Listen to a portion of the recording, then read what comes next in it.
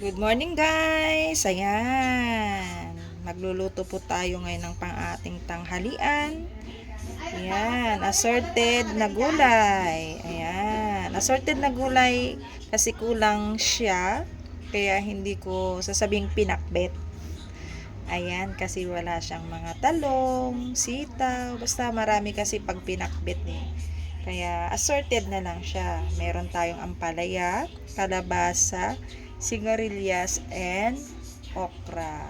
At syempre, ito po ang atin pong sibuyas, luya, bawang, at yung atin pong isasahog na konting pork. Ayan. So, ginisa ko na siya para mamaya, pag medyo maluto na ang atin pong pinakbet, saka natin yan ihalo. So, yan. Iluluto na po natin. So, yung gagamitin na lang po nating mantika ay yung mantika ng atin pong pork. Ayan. So, dito natin igigisa yung atin pong sibuyas, bawang, at saka yung luya. So, yan. Lagay na po natin ang atin pong bawang.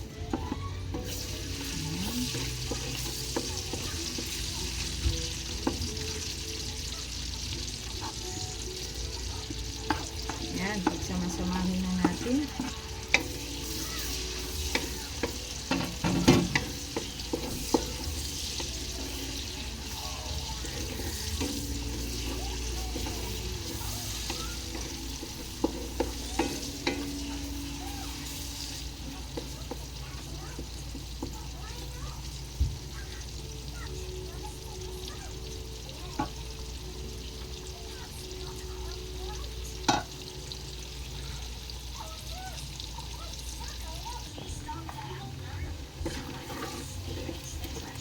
Ayan, maglagay po tayo ng bagong. Ayan, para magisa siya. And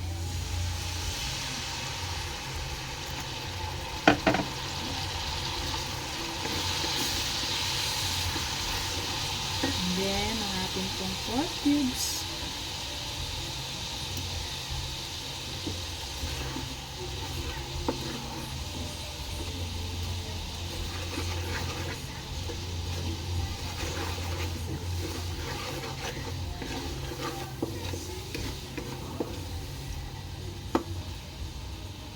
Saka po natin ilagay ang ating pong gulay. Ayan.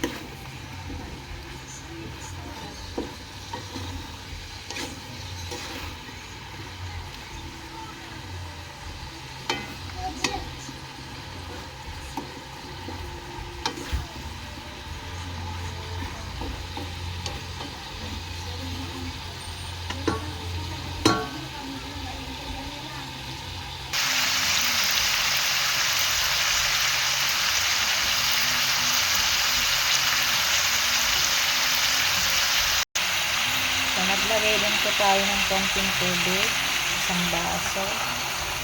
para maluto po siya. Ayan, tapos takpan po muna natin. Ayan.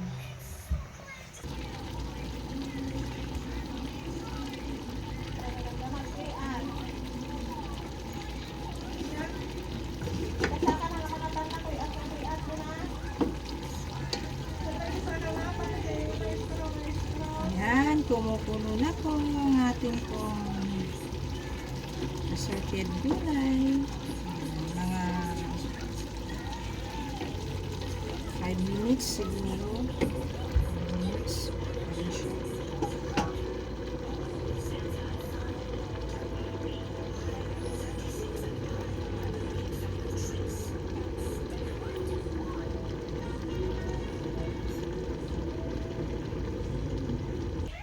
So, ayan po. Luto na po ang atin pong assorted na gulay. Ayan.